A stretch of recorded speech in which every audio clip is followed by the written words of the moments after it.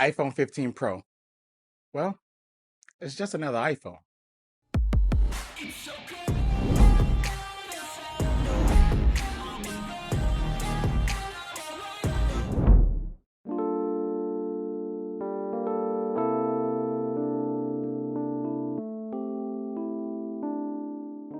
Hey everyone, Delvon Digital, and I don't really review a lot of Apple stuff on my channel. I normally just kind of use those devices in the background while I review all my Android stuff that I do love dearly. But we're here to talk about the iPhone 15 Pro. Now, I've been using this phone about two weeks after launch. I decided to pick it up. I wasn't going to upgrade from my iPhone 13 Pro, but I said, you know what? I want Type C, so I did it. So here's my experience using the iPhone, and I'm going to be completely blunt and honest. It feels like an iPhone. But listen, don't take that as a bad thing. See, one thing about Apple is that they are very consistent across the board with everything. And I think that that's what people love about Apple. And that's kind of like what I actually love about Apple. The only thing that I feel like is the weakest point of me using my Apple stuff is the iPhone, because I'm really not a fan of iOS itself. But I can grow and love to appreciate iOS for what it is. And I think it is a very compelling OS. I understand why people enjoy it so much, the simplicity of it or lack of it. Depends on who you're asking. And people are familiar. And I think that's what it is that people are familiar with it. And that's why it's simple to them versus them grabbing an Android phone and then trying to use that and everything seems to be complicated. Sometimes we are stuck on familiarity. Familiarity. Is that even a word?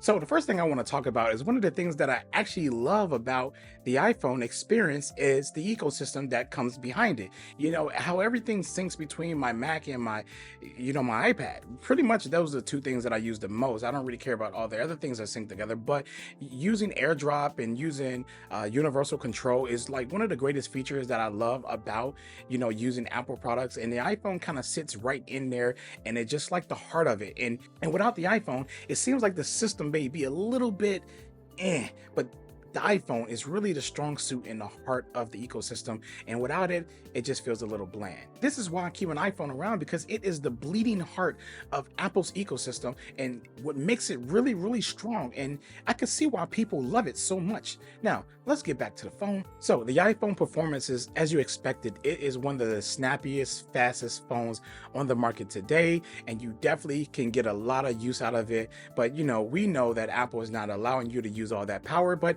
who really cares? Let's be honest. Who really cares? 90% of Apple's users are basic users who don't really care about sheer power in numbers that everyone else cares about so much. So they're just doing the basics on their phone, as well as me. I'm not editing or doing video editing or anything. I'm literally doing what anybody else would do on their iPhone, is use social apps and maybe shoot some video and some photos and texting. I mean, we got to text, right? And make a phone call. But yeah, it's just the basics. So the Apple performance is there if you need it. If you're a hardcore gamer, it can do it. If you're a hardcore video editor, you can do it. If you're a hardcore photo editor, you can do it. And that's one of the greatest things about using an iPhone, and how powerful Apple continues to make their chip. But we know that a lot of things about the iPhone isn't that exciting, because their consistency is so good that it's gotten to a point where it's like, it feels like the same phone from last year, and the year before that. But that's one of Apple's greatest strengths, I think, is the consistency. Because even if you do decide to get the newer iPhone, it feels like the older iPhone, but newer, if that makes any sense to you, right? So basically, when I grabbed my iPhone 13 Pro and I grabbed my iPhone 15 Pro and I went through the setup, and after everything was all said and done, I looked at both phones and just looked at them, because they're exactly the same phone. And I felt like that was more of a good thing than a bad thing, because we love the consistency. No matter what, if I grab one of my other phones that's not an iPhone and grab the next one, I'm going to set it up exactly the same, and I want to use it exactly the same. So I think that it's important that we do keep a lot of consistency throughout, while adding simple features and stuff like that. And I think that Apple has a good grip on that. But even though we want them to add some features that's been like dated for so long, but we get those features. and I want to talk about the camera performance. I want to say that it is not my favorite camera by far on the market right now, but it's one of the most consistent cameras that you can find on most flagships. There's a lot of other flagships that also has very consistent cameras, but you can always kind of expect the iPhone to have a consistent camera. The only one thing I have with the camera is just the warm tones. That would be the only biggest issue that I have across the board of all my Apple iPhones that I've ever owned, is that it just shoots too warm. And I wish Apple would just kind of dial back on that, because when you're shooting warm all the time, nothing becomes natural looking at all whatsoever. I don't know where this natural narrative came from when it comes to these cameras, but it is what it is, I guess, because more people in the US have an iPhone. So when everyone's looking at their photos from an iPhone, they're all warm. So therefore, anything that's not an iPhone, it's unnatural, and all iPhones are natural. I don't know. I'm just coming up with some kind of crazy theory that's why people say it shoots natural. But personally, as a photographer, I do not think that it shoots natural. But I do love the raw mode on this camera. It is freaking amazing. The raw files are some of the, well, I mean, before the Pixel came out, they were the best on the market. I'm not even saying the Pixel is the best right now. I'm just saying that they got some competition. Like, these raw files that's coming out of these cameras are incredible and amazing, and I really love, you know, taking photos and editing with them and everything like that. And if you're not a person who likes to shoot raw, just trust and believe that the regular camera on the iPhone 15 Pro or 15 Pro Max or any iPhone that you do currently have is going to be good regardless. Like, you can't miss with the iPhone.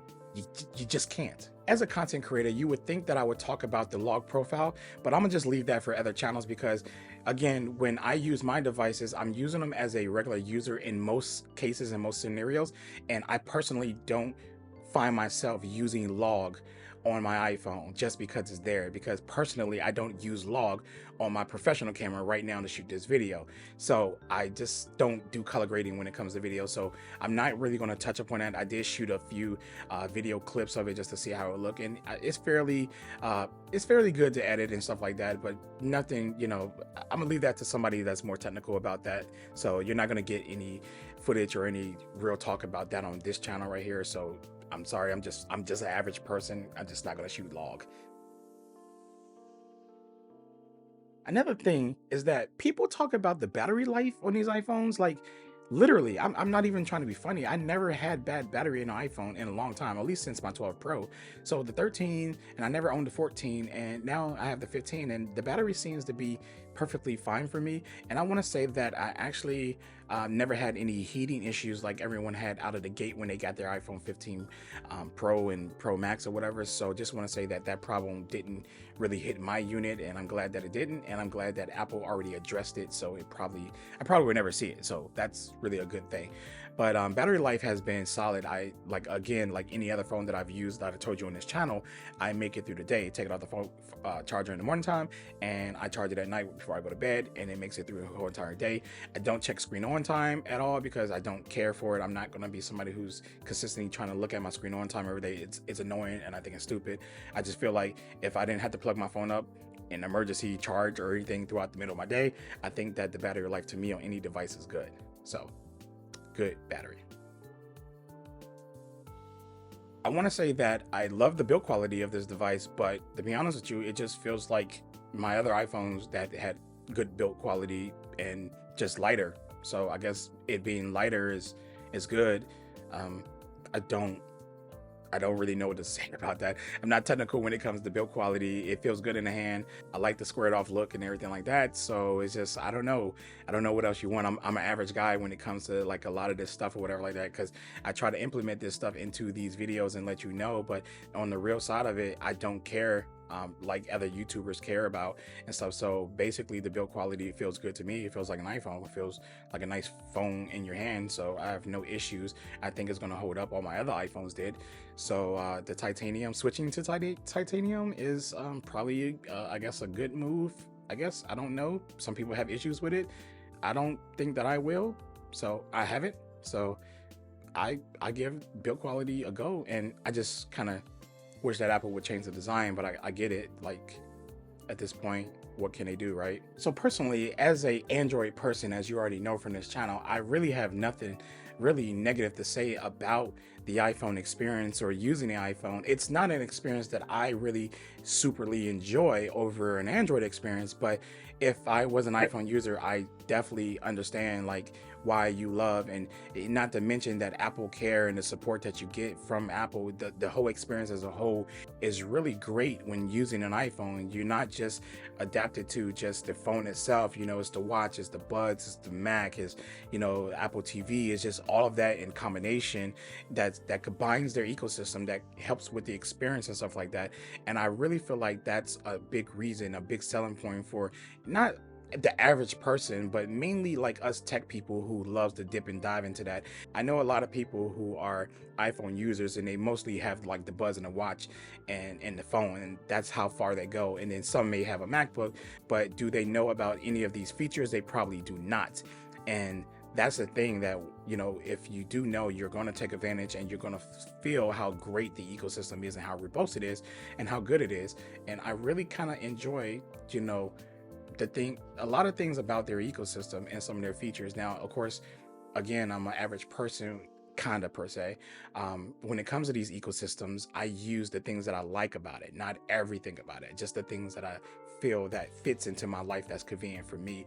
And Apple has a lot of them that fits into my life. And the iPhone personally isn't one of those things that fits into my life, but as a person who's been using this device, it is a good device. I have nothing really negative to say about this phone besides it's just not for me. iOS is not for me. iPad OS and Mac OS, I give it a big thumbs up, but iOS itself isn't for me. But I can definitely see why some of you love this phone so much, or iOS, because it actually has everything that you need and could do everything that you want it to do, pretty much.